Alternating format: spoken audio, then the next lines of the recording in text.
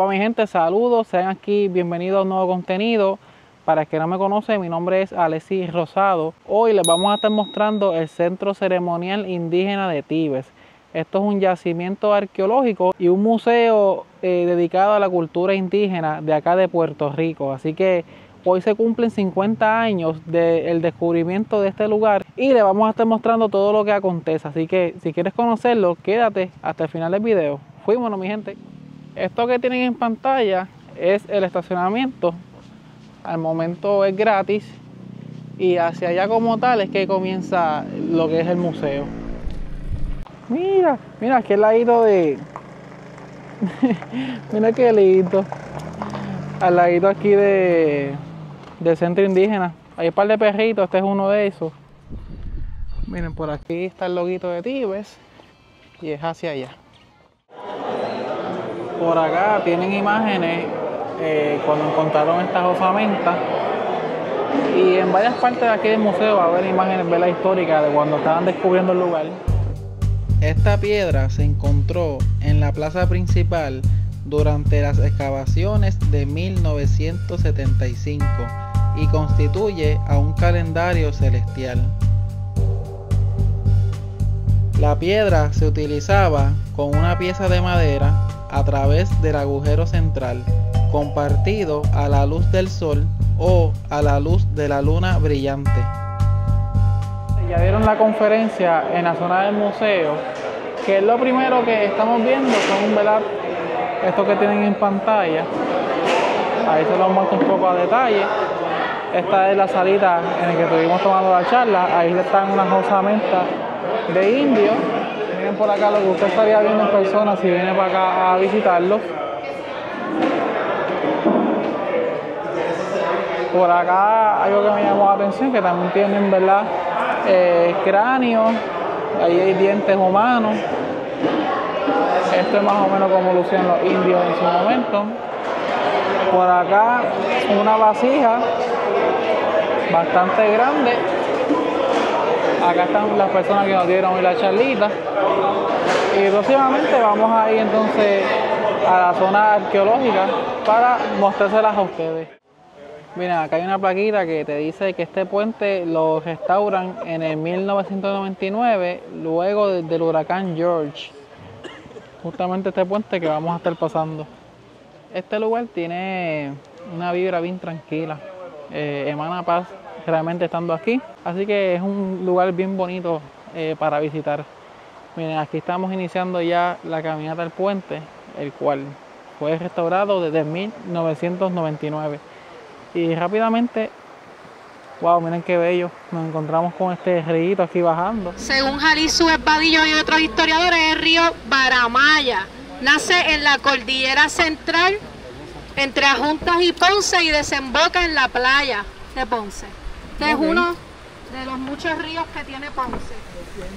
Es lo que se conoce como la canalización del río Portugués. Estamos entrando a lo que se conoce como la Vega del Taní.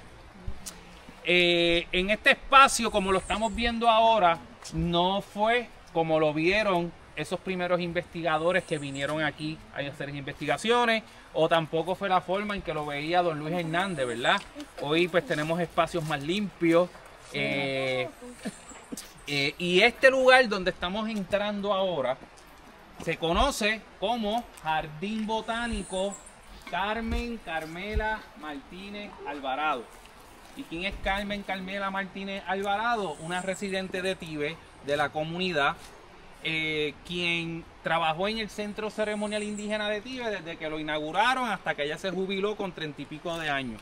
Era guía turístico de aquí del centro, pero además de ser guía, ¿verdad?, del centro y trabajar por más de 30 años, Carmela era una conocedora de la botánica de Tibes. Por tradición oral, ella creció conociendo las plantas y sus beneficios, comida, sus beneficios para la salud. Y ella, desde su mamá, su abuela, su bisabuela, todo ese conocimiento botánico, ella lo conoció. De hecho, ella tiene todo eso. Ella murió, ¿verdad? Carmen murió hace unos años. Su esposo está por ahí. Mon, ahí me viene para acá. Pero Carmen dejó escrita mucha información sobre las plantas y sus propiedades curativas de Tíbet. Norimar Maldonado, aunque no nació en Tíbet, ella es tibeña ya, ¿verdad? Ya ella es de nuestra comunidad full. Y Nori también es guía turística, tiene su proyecto que se llama Soraya Tours, que ahorita ella se la va a volver a recordar para que la busquen en Instagram, la sigan. Nori tiene diferentes recorridos enfocados en la flora, en la fauna de Puerto Rico, y en Soraya Tours pues las van a poder conocer mucho más. También es la colaboradora número 1 dentro de nuestro proyecto de Isla Caribe. Cuando bajamos el puente de Tíbet, inmediatamente nos recibe frondoso, grande, admirante, el samán, o lo que se le conoce como el árbol de la lluvia. No necesariamente porque este árbol, que tiene una copa gigante, un tronco enorme y una fronda hermosa, cuando llueve nos va a cobijar del agua, sino que sus hojas son sensitivas al tacto del agua y tan pronto llueve, pues ellas se esconden. Eso sí, es buenísimo para la sombra. Como pueden ver, un árbol grandísimo que viene desde Mesoamérica, puede alimentar el ganado. Es un árbol maderero que nos ofrece con tremenda madera para la ebanistería y otros asuntos. Vamos a pasar a esta planta que está aquí atrás, y a mí me gustaría que Ernie abundara un poco más de esta planta, porque de hecho pues conozco sus funciones, pero Ernie tomó clases con el maestro paleobotánico Jaime Pagán, quien es el máster de esta planta, el marungay o la samia, y cómo, ¿verdad?, no explicar de mano a mano, ¿verdad?, esa experiencia que tuviste con Jaime Pagán. ¿Y por qué? Porque de hecho yo conocí el marungay gracias a ti y a esa experiencia que tuviste. Además, el samán era bueno, miren esos troncos, para hacer canoa. En el diario de Colón, creo que es en el segundo viaje, Colón habla de que se encontró una nao con unos reyes de estas islas. Entonces, Colón estaba hablando de que se encontró con un cacique en una, pero menciona en una nao, ¿verdad? Entonces, una nao es un barco grande, así que esa canoa donde esta persona viajaba junto con sus ayudantes, junto con su familia, o sea, no eran unas canoas esas como la que nos enseñan a nosotros de el indiecito en la canoa. Esta gente hacían grandes canoas, ¿verdad? Y se podían desplazar fácilmente por todo el Caribe antillano. Sobre esta planta, el marungay, o samia también, conocida como samia, pues una planta bien interesante, como menciona Norimar. Yo tuve oportunidad de estudiar en el centro, en una clase de etnobotánica, con Jaime Pagán, ¿verdad? Uno de los grandes científicos botánicos de América, es puertorriqueño. Y a nosotros nos enseñaron desde pequeños, desde que estábamos en la escuela, cuál es la principal comida que comían aquí nuestros originarios. ¿Qué era lo que comían aquí? Yuca. Y así crecimos toda nuestra vida. Como aquí, como que lo único que comían era yuca y casabe. Pues arqueológicamente no es así. Cuando se busca arqueológicamente en estudios científicos que se han hecho, se ha encontrado otro tipo de alimento. Y uno de los alimentos más consumidos por nuestros originarios en Puerto Rico es lo que se conoce como la samia o el marungay. Pero interesantemente, si tú te comes esto, te puedes envenenar y te puedes hasta morir. Entonces tú dirás, ¿cómo es posible que tú te vas a comer, que esto es lo más que se comía, cuando si tú te lo comes te puedes envenenar o morir? ¿Por qué? Porque hay que pasarlo por un proceso. Esto tiene en la parte de abajo, tiene como un llamecito, que ese llamecito se saca, se pela ese llamecito y luego eso se guaya y queda como una pasta, que es una pastosidad. Esa pasta se va a dejar durante un periodo de tiempo. Van a venir las moscas, van a estar ahí, van a empezar a comer ahí, van a depositar sus huevitos ahí y van a nacer larvas. Esas larvas van a empezar a estar ahí, van a ir creciendo, van a coger un color rojo, morado, uva, y ya ese es el momento que está listo. Se mezcla todo eso con todo y gusano y se crea esa pasta, se crea esa harina. Y a base de esa harina es que se hace un pan. el pan de marunguey. Pero este proceso toma varios, no es como, este proceso no es de un día para otro. Esto es un proceso que toma mucho tiempo en procesar, ¿verdad? Para que se pueda entonces consumir.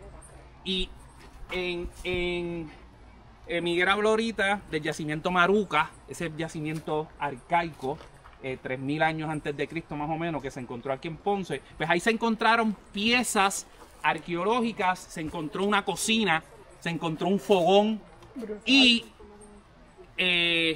todos esos artefactos de cocina se estudiaron. Jaime Pagán no le permitió a Miguel Rodríguez que los lavaran, que lavaran esas piezas. ¿Y qué hizo el profesor Jaime Pagán? Cogió todas esas piezas de cocina que se encontraron allí y las empezó a raspar. Empezó a raspar los molinillos para ver qué había ahí. Y cuando él empezó a mirar eso, empezó a identificar los almidones. Cada vegetal tiene un almidón. La yuca tiene un almidón, el maíz tiene un almidón, el marunguey tiene un almidón. Es como una huella digital. Y eso te ayuda a identificar que se estaba comiendo aquí 3000 años antes de Cristo. Pues lo más que se estaba comiendo era marunguey o samia. La yuca casi ni aparece. Aparece batata, frijoles, ¿verdad? Así que eso ha sido unos estudios importantísimos, porque hoy día podemos crear un menú gracias a identificación de almidones extraídos de piezas arqueológicas que no han sido lavadas.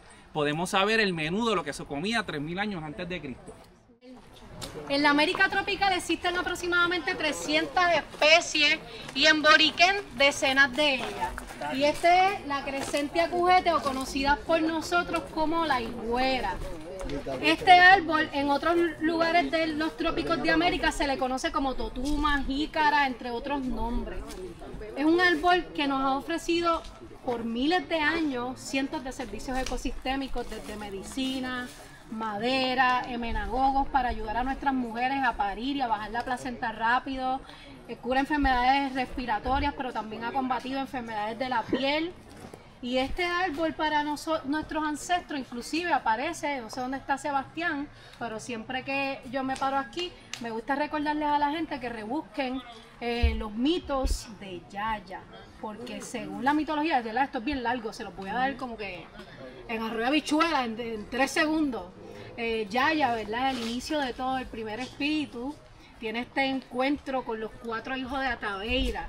Y es de Mináncara Caracol que hace virar la dita, y en la mitología esa dita, ¿verdad?, que conocemos como una vasija hecha del fruto del higüero, pues tenía unos huesos que se convierten en peces y en agua. Y cuando esta dita se vuelta, ¿verdad?, en el bohío de Yaya, es así como nuestros ancestros creen que la vida comienza en el planeta. Oye, no están bien lejos de la información científica, porque si nos vamos a la información científica, las primeras representaciones de vida vienen desde el mar, de verdad, desde el agua. Deberíamos prestar un poco más de atención también a esa información oral. Esto fue cosechado aquí en Tíbet.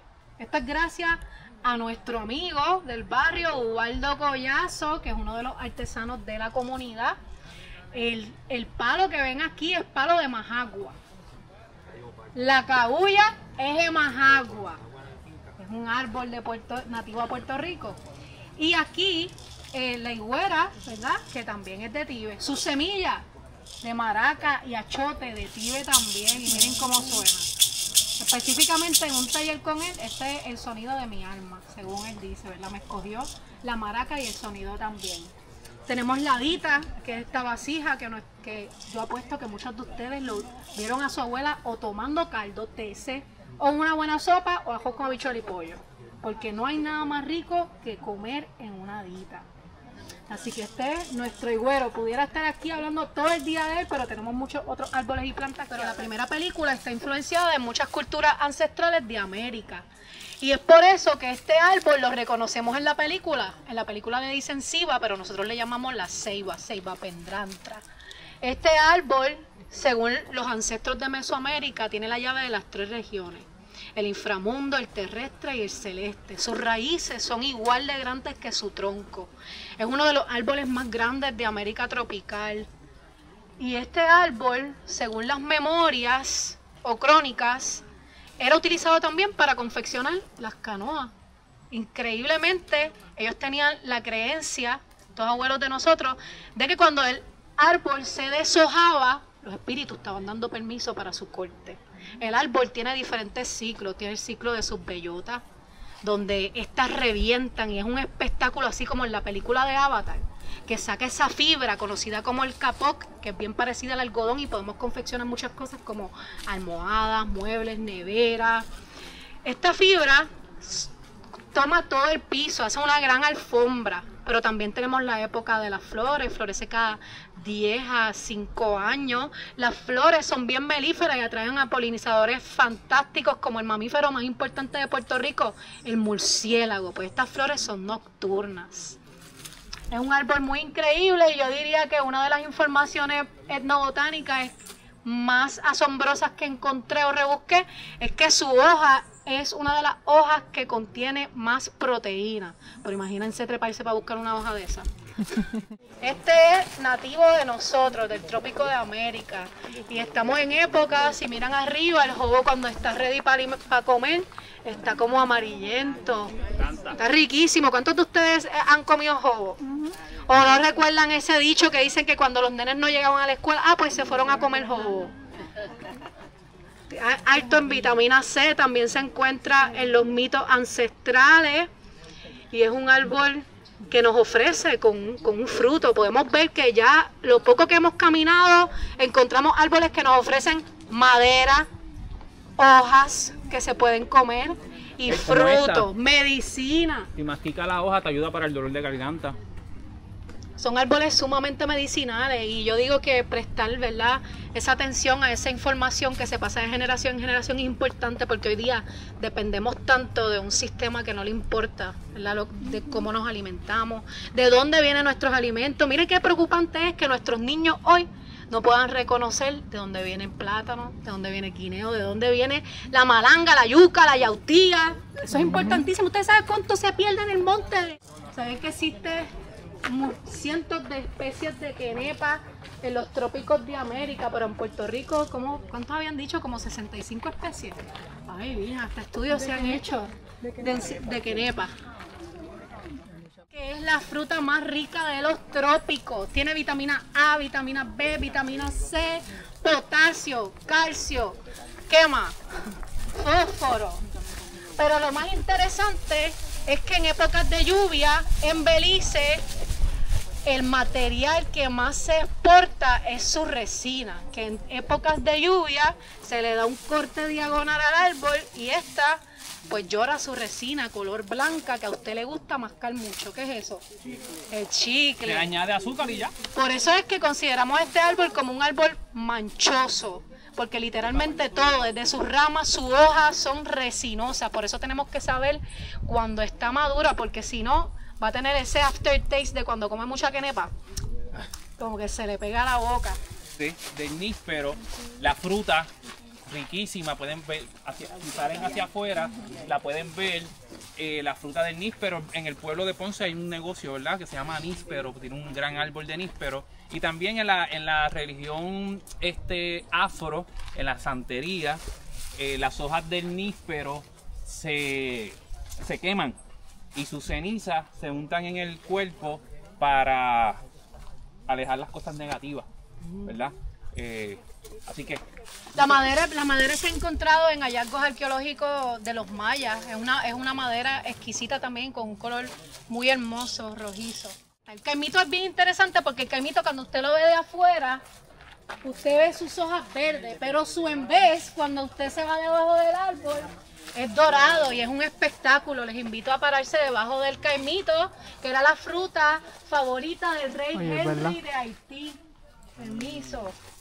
Según María Benedetti, esta es una de las mejores hojas para usarlas como servilleta después que te comas el caimito.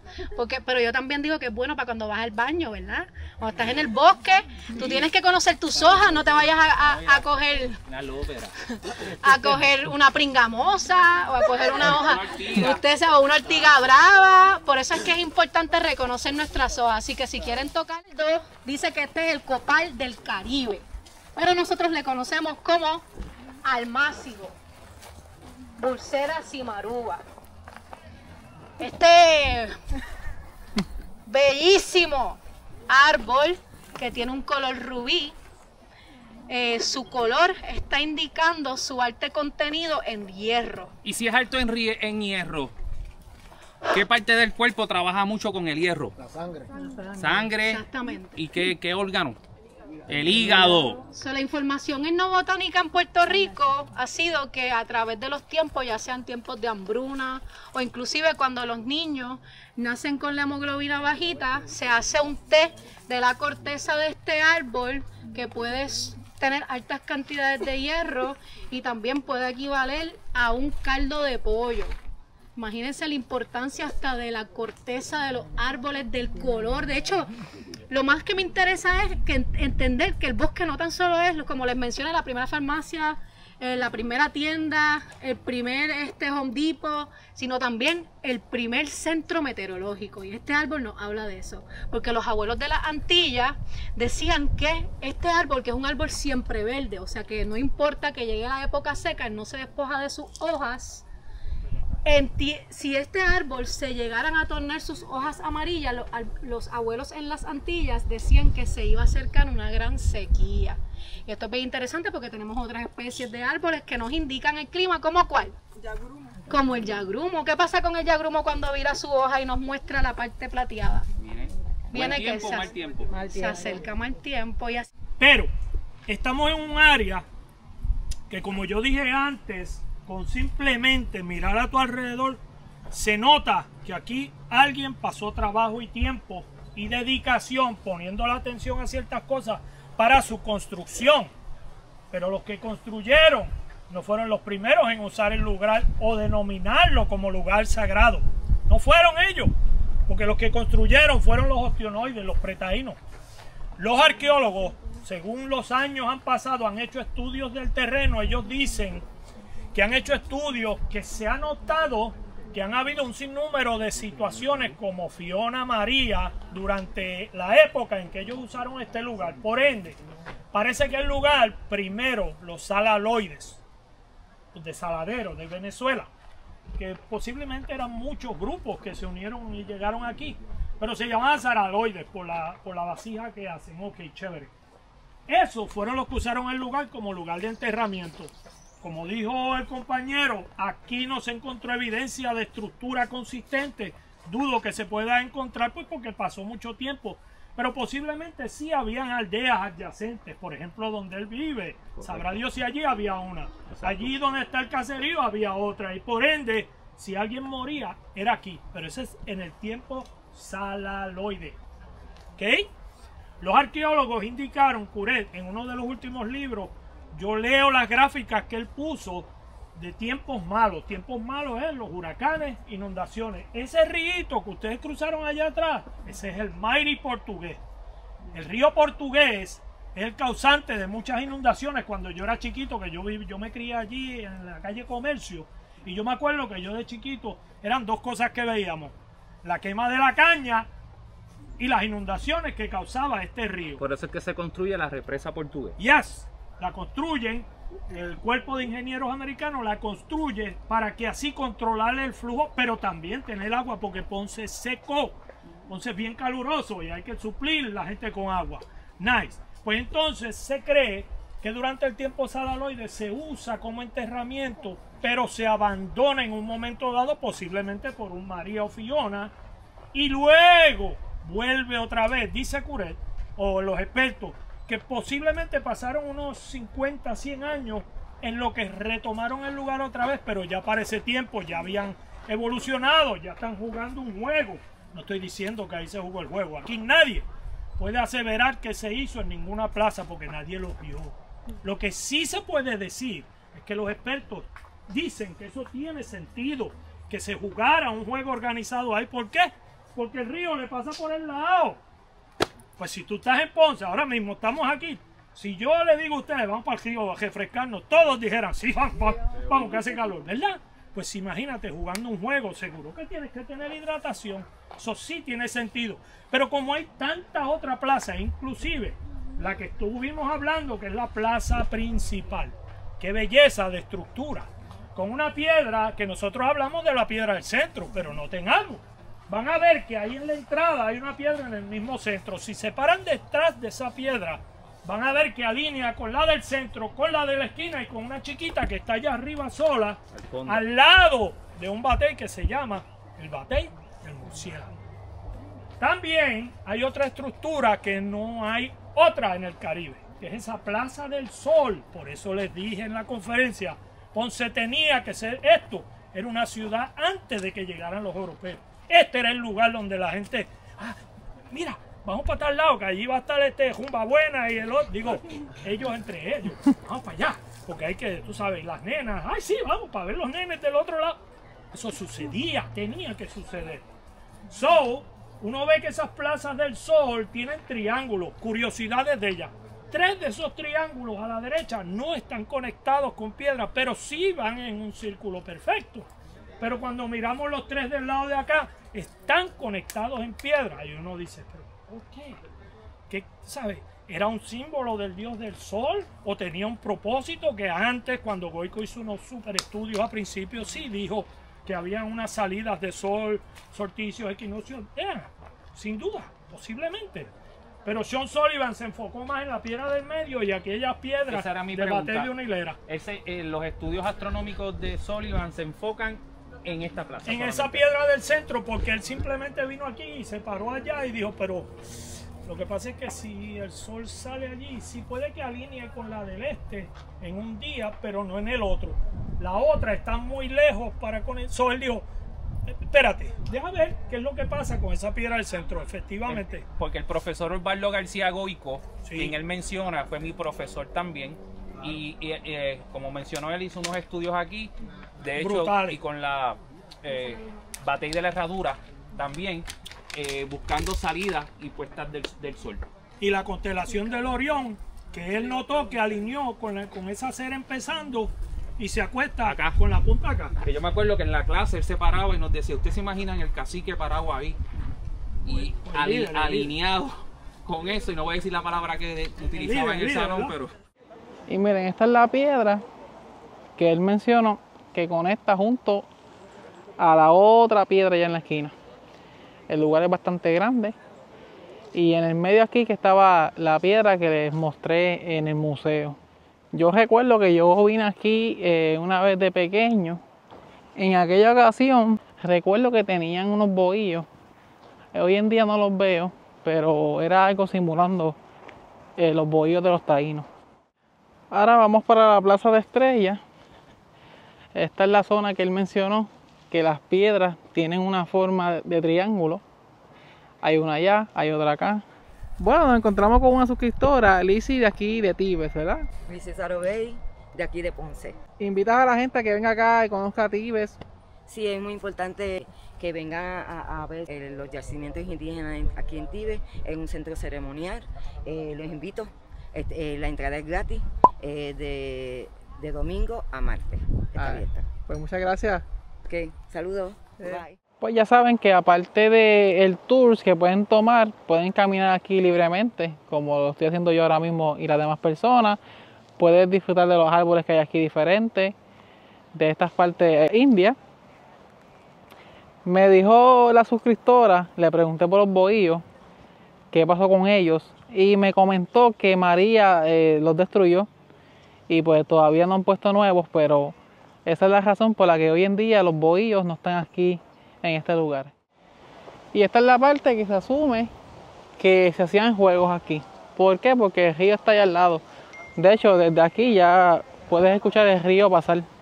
Y en toda esta parte más o menos hay como 57 diferentes tipos de árboles, que es algo bien curioso. Bueno, pues básicamente ya así fue el día de los 50 años de aniversario del descubrimiento de este hermoso lugar.